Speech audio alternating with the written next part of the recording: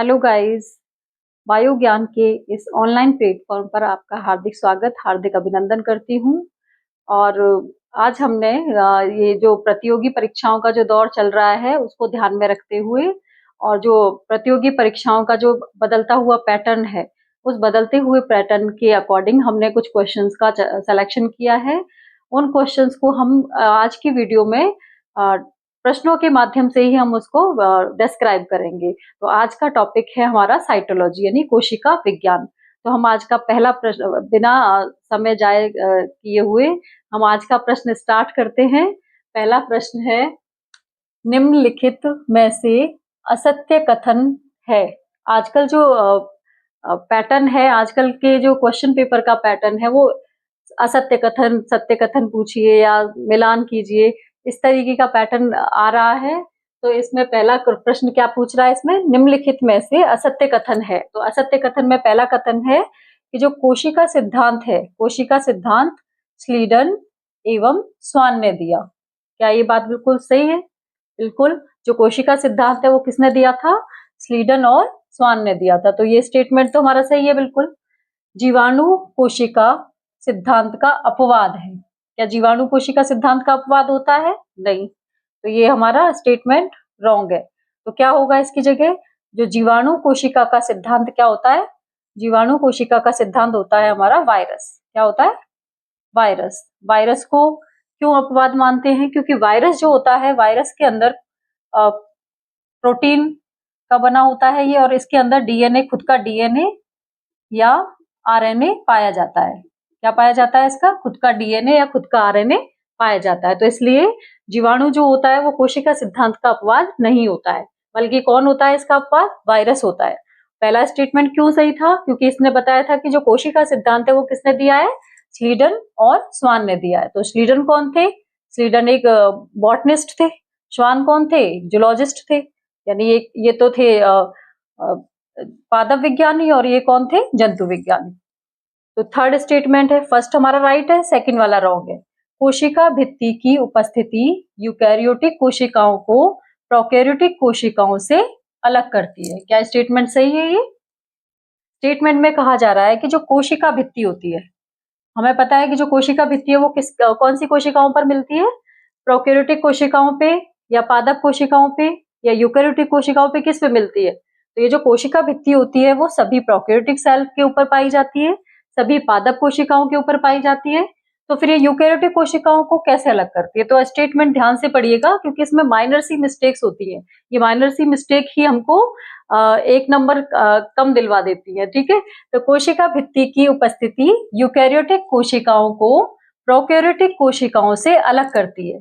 अब ये स्टेटमेंट में जरा सा चेंज किया है। यहाँ पे जो यूकैरियोटिक कोशिका लिखा है, यूकैरियोटिक कोशिकाओं को प्रोकैरियोटिक कोशिकाओं से अलग कैसे करेगी कोशिका भित्ति? अगर ये स्टेटमेंट इस तरह से लिखा होता कि जो कोशिका भित्ति है उसकी उपस्थिति प्रोकैरियोटिक कोशिकाओं को यूकैरियोटिक कोशिकाओं से अलग करती है, तो ये स्टेटमेंट हमारा सही हो जाता। पर ये यहाँ पे सेंटेंस ही चेंज कर दिया इसमें।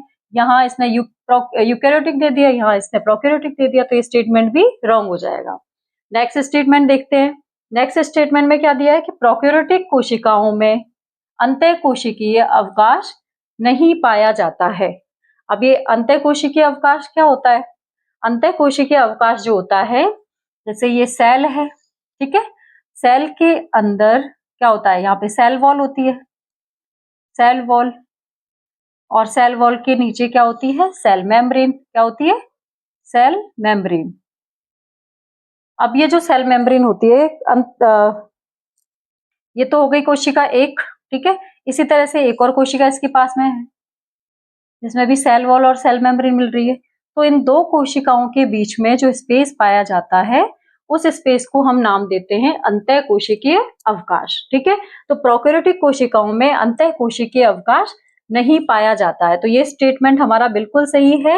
ये क्यों सही है? क्योंकि जो प्रोकैरियोटिक सेल होती है, प्रोकैरियोटिक सेल के अंदर जितने भी कोशिकांग होते हैं, कोशिकांग नहीं पाए जाते हैं, और कोशिकांग नहीं पाए जाते हैं इसलिए इसमें किसी भी तरीके का कोई अंतःकोशिकीय अवकाश नहीं पाया जाएगा। ठीक है। तो हमारे इस क्वेश्चन का आंसर क्या हो जाएगा? Option number A. असत्य पूछा है ना, असत्य हो जाएगा option number B, and option number C. तो ये हमारे इस क्वेश्चन का आंसर है। अब इसमें नोट डाल के लिखा हुआ एक फैक्ट कि जो आधुनिक समय में 3 प्रकार की कोशिकाएं हमें ज्ञात हैं।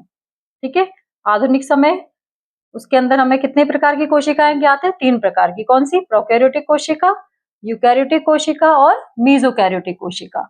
जो मेसोकैरियोटिक कोशिका होती है ये प्रोकैरियोटिक कोशिका और यूकैरियोटिक कोशिकाओं के मिला जुला रूप होता है, यानी इसमें दोनों कैरेक्टरिस्टिक्स पाए जाते हैं, कुछ प्रोकैरियोटिक के पाए जाएंगे, कुछ यूकैरियोटिक के पाए जाते हैं, इसलिए इसका नाम क्या दिया है? मेसोकैरियोटिक सेल।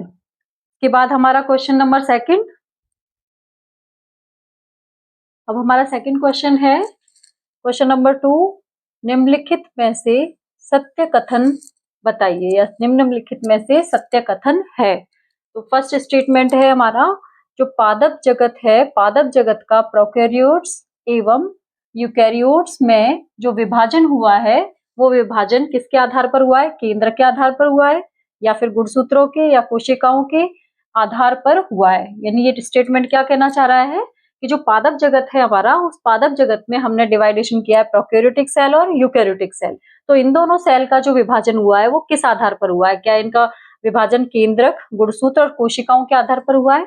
बिल्कुल, ये स्टेटमेंट बिल्कुल राइट है, क्योंकि जो हम डिवाइडेशन पढ़ते हैं प्रोकैरियोटिक सेल और यूकैरियोटिक सेल का, वो किसके आधार पर पढ़ते हैं हम?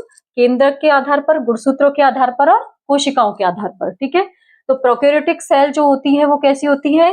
सिंगल सेलुलर होती है, जबकि यूकैरियोटिक सेल जो होती है वो कैसी होती है? Multi cellular. यानी प्रोकैरियोटिक जो कोशिका होती है वो एक कोशिकीय होती है, जबकि यूकैरियोटिक कोशिकाएं जो होती हैं वो बहुकोशिकीय होती है, यानी बहुत सारी सेलों से मिलकर बनी होती है।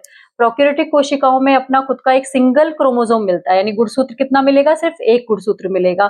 जबकि जो यूकैरियोटिक सेल होती है, यूकैरियोट्स होते हैं, उनके अंदर गुणसूत्रों के जो नंबर्स होते हैं वो एक से अधिक होते हैं, यानी एक से अधिक गुणसूत्र पाए जाते हैं। और जो केंद्रक होता है, केंद्रक प्रोकैरियोटिक जो होते हैं, प्रोकैरियोट्स के जो केंद्रक होते हैं वो केंद्रक कैसे होते हैं? प्रिमिटिव होते हैं। यानी प्रिमिटिव कैसे? पुराने केंद्रक होते हैं। पुराने केंद्रक से क्या मतलब होता है? उनके ऊपर जो न्यूक्लियर मेम्ब्रेन है वो नहीं पाई जाती है। किसमें नहीं पाई जाएगी? प्रोकैरियोटिक के अंदर। तो प्रोकैरियोटिक के अंदर जो न्यूक्लियर मेम्ब्रेन नहीं पाई जाती है, इसीलिए हम इसको बोलते हैं प्रिमिटिव न्यूक्लियस। तो ये जो प्रिमिटिव न्यूक्लियस है वो कहाँ मिलेगा? प्रोकैरियोट्स के अंदर। और जो यूकैरियोट्स होते हैं उनके जो न्यूक्लियस होता है, उस न्यूक्लियस के ऊपर न्यूक्लियर मेम्ब्रेन पाई जाती है। कौन सी मेम्ब्रेन पाई जाती है? Nuclear membrane. ठीक है, इसलिए हमने ये क्लासिफिकेशन किया है। तो ये स्टेटमेंट हमारा बिल्कुल सही है। सेकंड स्टेटमेंट क्या कह रहा है कि जो एक कोशिका है, एक कोशिका से ही कोशिकाओं की उत्पत्ति होती है। यह कथन किसने दिया था? हैकल नामक वैज्ञानिक ने दिया था। तो ये स्टेटमेंट हमारा रॉन्ग है, क्योंकि जो ये जो स्टेटमेंट दिया है, यानी ये जो लाइन लिखी हुई है कि एक कोशिका जो होती है, एक कोशिका से ही अदर कोशिकाओं की उत्पत्ति होती है। तो ये हमारा जो सिद्धांत है वो किसने दिया था? हैकल ने ना देकर रुडोल्फ विर्चो ने दिया था। रुडोल्फ विर्चो एक वैज्ञानिक थे। इस वैज्ञानिक ने कहा था कि ये जो स्टेटमेंट दिया था, ओमनिस सेल्युला ई सेल्यूली। क्या स्टेटमेंट दिया था? ओमनिस सेल्युला ई सेल्यूली। तो इसका मतलब होता है ओमनिस सेल्युला ई सेल्यूली का ओमनिस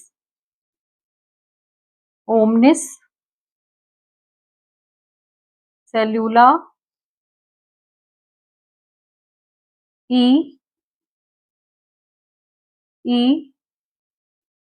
सेल्यूल, यानी ओमनिस सेल्युला ई सेल्यूली का मतलब होता है कि जो भी जितनी भी नई कोशिकाएं होती हैं, नई कोशिकाएं किससे बनती हैं? जो हमारी पूर्ववर्ती कोशिकाएं होती हैं, यानी हमारी जो पुरानी कोशिकाएं होती हैं। तो ये सिद्धांत किसने दिया था? रुडोल्फ विर्चोव ने दिया था। किसने दिया था?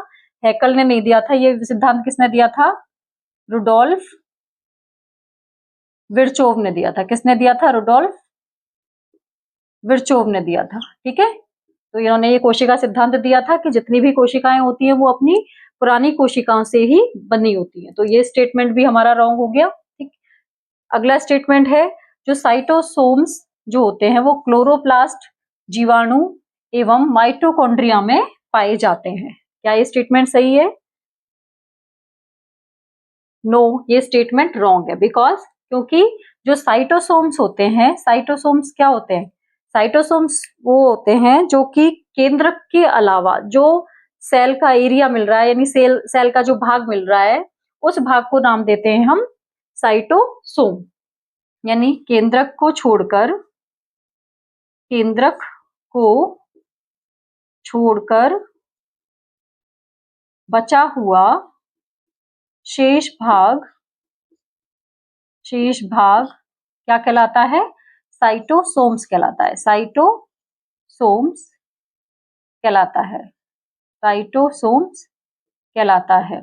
तो ये जो साइटोसोम है, ये ना तो क्लोरोप्लास्ट में मिलता है, ना ही बैक्टीरिया के अंदर मिलता है, और ना ही माइटोकॉन्ड्रिया के अंदर मिलता है, क्योंकि ये दोनों तो क्या है? ये दोनों तो कोशिकांग है जो कि सेल के अंदर पाए जाते हैं, जबकि जो जीवाणु है ये खुद में ये कोशिका होती है, प्रोकैरियोटिक कोशिका होती है, तो इनके अंदर साइटोसोम जो है वो नहीं पाया जाता है। तो ये स्टेटमेंट भी हमारा रॉन्ग हो गया। अगला स्टेटमेंट है मीजोजोम केवल प्रोकैरियोटिक कोशिकाओं में ही दिखाई देते हैं। अब ये जो मीजोजोम होते हैं, मीजोजोम केवल प्रोकैरियोटिक कोशिकाओं में दिखाई देते हैं, तो ये स्टेटमेंट हमारा सही है। तो इस क्वेश्चन के अंदर हमारे सिर्फ 2 स्टेटमेंट्स राइट है, स्टेटमेंट 1 और स्टेटमेंट डी, यानी फोर्थ नंबर का statement A and statement D. तो आंसर क्या आ जाएगा इसका? Statement A and statement D, ये दोनों ही सही है। ठीक है। अब जो मीजोजोम है, मीजोजोम क्या होते हैं? मीजोजोम जो होते हैं ये प्रोकैरियोटिक सेल के अंदर इसकी जो सेल मेम्ब्रेन है वो फोल्डेड होकर मीजोजोम की तरह वर्क करती है। ठीक है। मीजोजोम जो होता है इस प्रोकैरियोटिक कोशिका के अंदर एक माइटोकॉन्ड्रिया की तरह वर्क करता है, जो कि श्वसन करता है इसके अंदर और एटीपी प्रोवाइड करवाता है कोशिका को। तो ये क्वेश्चन क्लियर है। इसके बाद हम बढ़ते हैं अपने नेक्स्ट क्वेश्चन की ओर। हमारा अगला प्रश्न है निम्नलिखित में से सत्य कथन है। जो चारों स्टेटमेंट दे रखे हैं, इन चारों स्टेटमेंट में से कौन सा कथन सत्य है? तो पहला कथन है, पहला स्टेटमेंट है कोशिका का आधे से ज्यादा भाग, यानी कोई कोशिका है उस कोशिका का आधे से ज्यादा भाग जल से निर्मित होता है। क्या ये बात बिल्कुल सही है? यस, ये बिल्कुल बात सही है कि जो भी कोशिका होती है, यानी कोशिका ऐसा नहीं है कि मृत कोशिका हो, कोशिका भी है वो कैसी होनी चाहिए? जीवित कोशिका। तो जो जीवित कोशिका होती है, जीवित कोशिका के अंदर जो जल होता है वो कितनी मात्रा में होता है? 50 से 80% जल होता है। यानी इसका कहने का मतलब यह है कि जो कोशिका है उसका आधे से ज्यादा भाग जो होता है वो किससे निर्मित होगा? जल से निर्मित होगा, यानी पानी से निर्मित होगा। सेकंड स्टेटमेंट है, ये वाला स्टेटमेंट हमारा बिल्कुल राइट है। सेकंड स्टेटमेंट है कि कोशिका भित्ति सहित, यानी कोशिका भित्ति सहित जो जीवाणु होता है, यानी जो जीवाणु की कोशिकाएं हैं, ये सबसे छोटी जीवित कोशिकाएं होती हैं। यानी कहने का मतलब क्या है कि जो जीवाणु कोशिका होती है उस जीवाणु कोशिका के ऊपर कोशिका भित्ति पाई जाती है, और कोशिका भित्ति पाई जाती है और उसके अलावा ये सबसे छोटी जीवित कोशिका होती है। यानी जीवाणु कोशिका के ऊपर कोशिका भित्ति पाई जाती है, तो कोशिका भित्ति पाई जाने के कारण ही ये कैसी है? सबसे छोटी जीवित कोशिकाएं होती है। तो ये कहने का मतलब ये है इसका कि कोशिका भित्ति सहित जीवाणु की जो कोशिका है वो सबसे छोटी जीवित कोशिका होती है। तो ये बात भी बिल्कुल सही है। दूसरा अगला स्टेटमेंट है हमारा साइटोलॉजी विज्ञान की वह शाखा है जिसमें कि कोशिका संरचना का अध्ययन किया जाता है। यानी साइटोलॉजी क्या है? एक तो होती है सेल बायोलॉजी और एक होती है साइटोलॉजी। तो दोनों में क्या डिफरेंस है? एक तो होती है साइटोलॉजी और एक होता है अपने पास cell biology. Cell biology, cell biology. तो जो साइटोलॉजी होती है, साइटोलॉजी में तो कोशिका संरचना का अध्ययन करते हैं, और जो सेल बायोलॉजी होती है उसमें कोशिका की संरचना का अध्ययन करेंगे, उसके कार्यों का, उनके फंक्शन का अध्ययन करेंगे, वो कैसे वर्क करती है, वो सारा जो टोटल अध्ययन होता है वो हम बायोलॉजी के अंदर करते हैं। यानी जो बायोलॉजी जो होती है ये बड़ी शाखा है, जबकि जो साइटोलॉजी है वो एक छोटी शाखा है। यानी इसमें तो सिर्फ हमने जो कोशिका होती है कोशिका की संरचना का अध्ययन करना है, और जबकि जो सेल बायोलॉजी है उस सेल बायोलॉजी के अंदर इसकी पूरी फिजियोलॉजी हमको पढ़नी है, उसकी एनाटॉमी पढ़नी है, यानी इसकी संरचना, कार्य वगैरह सब कुछ हमको पढ़ना होता है। तो ये स्टेटमेंट भी हमारा बिल्कुल सही है। अगला स्टेटमेंट है प्रोकैरियोटिक कोशिकाओं में कोशिकांगों का अभाव होता है। यानी कोशिकांग कौन से? ऑर्गेनेल्स, जैसे लाइसोसोम हो गया, ठीक है, एंडोप्लाज्मिक रेटिकुलम हो गया, माइटोकॉन्ड्रिया हो गया, राइबोसोम एक ऐसा और कोशिकांग होता है जो कि प्रोकैरियोटिक और यूकैरियोटिक दोनों में पाया जाता है। तो राइबोसोम के अलावा ये जो प्रोकैरियोटिक कोशिका होती है, इस प्रोकैरियोटिक कोशिका में कोशिकांगों का अभाव होता है। तो ये स्टेटमेंट भी हमारा बिल्कुल सही है। तो हमारा आंसर क्या होगा इसका? आंसर होगा इसका ए, बी, सी, डी, यानी ये जो चारों स्टेटमेंट है वो हमारे बिल्कुल सही है। तो अब हमारा अगला प्रश्न आता है,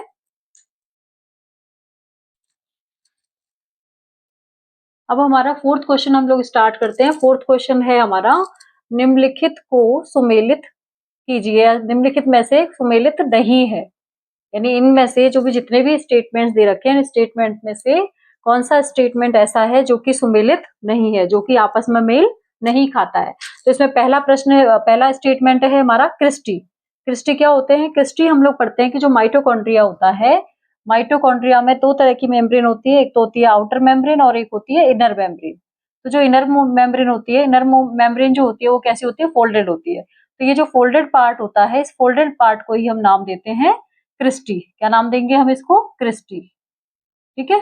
तो ये कह रहा है कि जो मंद ढाल जो कि माइटोकॉन्ड्रिया की भीतरी झिल्ली यानी इनर मेम्ब्रेन की परत पर लगने से बनती है, यानी इसकी इनर मेम्ब्रेन जो है इस तरह से ये फोल्ड हो जाती है, तो इनकी लगने से जो बनते हैं ये जो पार्ट्स होते हैं, ये सब क्या है?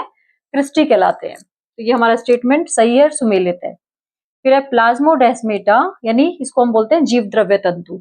जो प्लाज्मोडेस्मेटा होते हैं वो क्या है? प्लाज्मोडेस्मेटा झिल्ली है एक, जो कि पौधों में रसधानी, रसधानी क्या होती है? वैक्यूल्स होती है, तो वैक्यूल यानी रसधानी को घेरती है। तो ये स्टेटमेंट सुमेलित नहीं है, क्योंकि जो रसधानी को घेरती है उसे तो हम टोनोप्लास्ट बोलते हैं। क्या बोलेंगे इसको हम? टोनोप्लास्ट। टोनोप्लास्ट क्या है? वैक्यूल को चारों तरफ से घेरने वाली जो झिल्ली होती है, जो मेम्ब्रेन होती है, उसे हम बोलते हैं टोनोप्लास्ट। जबकि जो प्लाज्मा डेस्मेटा है या जीवद्रव्य तंतु होता है, ये क्या करता है? एक कोशिका से दूसरी कोशिका में जो जीवद्रव्य होता है, उस जीवद्रव्य को ट्रांसफर करता है, ठीक है, ट्रांसपोर्ट करता है। तो ये हमारा स्टेटमेंट ये गलत हो गया, यानी ये सुमेलित नहीं है। ये जो प्लाज्मा डेस्मेटा तो क्या करेंगे? जीवद्रव्य तंतु होते हैं जो कि दो कोशिकाओं के मध्य में ट्रांसपोर्टेशन का काम करते हैं। किसका ट्रांसपोर्टेशन करते हैं? जीवद्रव्य का ट्रांसपोर्टेशन करते हैं। जबकि जो झिल्ली जो पौधों में रसधानी यानी वैक्यूल को घेरती है, उस झिल्ली को हम नाम देते हैं टोनोप्लास्ट। ठीक है, तो ये टोनोप्लास्ट पे प्रश्न पूछा जाता है, क्रिस्टी पे भी पूछा जाता है। ये सारे जो फैक्ट्स हैं वो इंपॉर्टेंट है। अगला स्टेटमेंट है ग्रेना। ग्रेना क्या होता है? ग्रेना झिल्ली जो कि चक्रिका को हरित लवक में घेरती है, जिसमें क्लोरोप्लास्ट और कैरोटिनॉइड्स पाए जाते हैं, यानी प्लास्टिड में ये प्लास्टिड है। प्लास्टिड के अंदर इस तरह के का जो स्ट्रक्चर होता है जो कि थाइलेकॉइड का ग्रुप होता है, इसको हम नाम देते हैं ग्रेना। क्या नाम देते हैं हम? ग्रेना। तो ये जो ग्रेना होता है वो ग्रेना किसमें?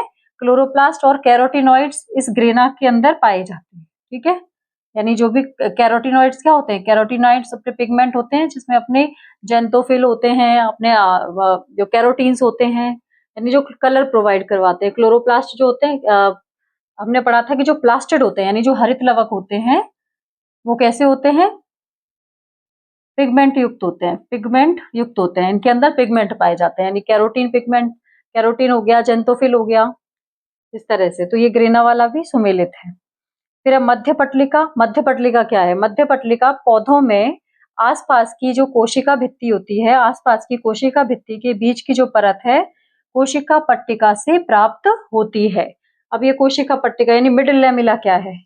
मिडिल लेमिला क्या है कि जो दो समीपस्थ कोशिकाओं यानी जो पास वाली कोशिकाएं होती हैं, दो समीपस्थ कोशिकाओं के बीच की जो प्राथमिक भित्ति होती है, जो प्राथमिक भित्ति होती है, इस प्राथमिक भित्ति के जो चारों ओर बनती है, यानी प्राथमिक भित्ति के जो नीचे बनती है, उस भित्ति को हम बोलते हैं मिडिल लेमिला। क्या बोलते हैं? Middle lamella. तो ये जो दो कोशिकाओं को मिला रही है आपस में, जो कि कॉमन होती है दोनों की, इसी को हम बोलते हैं, जो मीडिएटर का वर्क करती है, मिडिल लेमिला, यानी मध्य पटलिका बोलते हैं इसको। क्या बोलेंगे? मध्य पटलिका।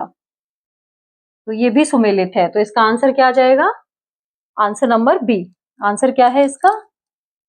आंसर है इसका बी। बी ऑप्शन गलत है, क्योंकि जो प्लाज्मोडेस्मेटा होते हैं वो अलग होते हैं, टोनोप्लास्ट जो है वो अलग होती है। तो हमारा अगला प्रश्न है, हमारा अगला प्रश्न है क्वेश्चन नंबर 5। मध्य पटलिका यानी मिडिल लैमिला जो है वो किसकी बनी होती है? यानी जो मिडिल लैमिला है वो किसकी बनी होगी? क्या वो सेलुलोज की बनेगी या क्या फिर सुबेरिन की बनेगी या फिर कैल्शियम मैग्नीशियम पैक्टेट की बनेगी या फिर लिग्निन की बनेगी? तो इसका राइट आंसर है कैल्शियम व मैग्नीशियम पैक्टेट। यानी हमारे जो मध्य पटलिका होती है, मिडिल लैमिला जो होती है, वो कैल्शियम व मैग्नीशियम पैक्टेट की बनी होती है। तो अगर ये इससे मिलकर बनी होती है तो सेलुलोज क्या होता है? सेलुलोज जो होता है वो हमारी कोशिका का मुख्य घटक होता है। क्या होता है ये सेलुलोज? हमारी जो कोशिकाएं होती हैं उन कोशिका का मुख्य घटक होता है। मुख्य घटक होता है। मुख्य घटक होता है। कौन होता है मुख्य घटक? सेलुलोज। अब ये सुबेरिन क्या है? सुबेरिन जो होता है ये किसमें मिलता है? ये कास्ट या क्यूटिन या क्यूटिन में पाया जाता है। किसमें पाया जाएगा ये?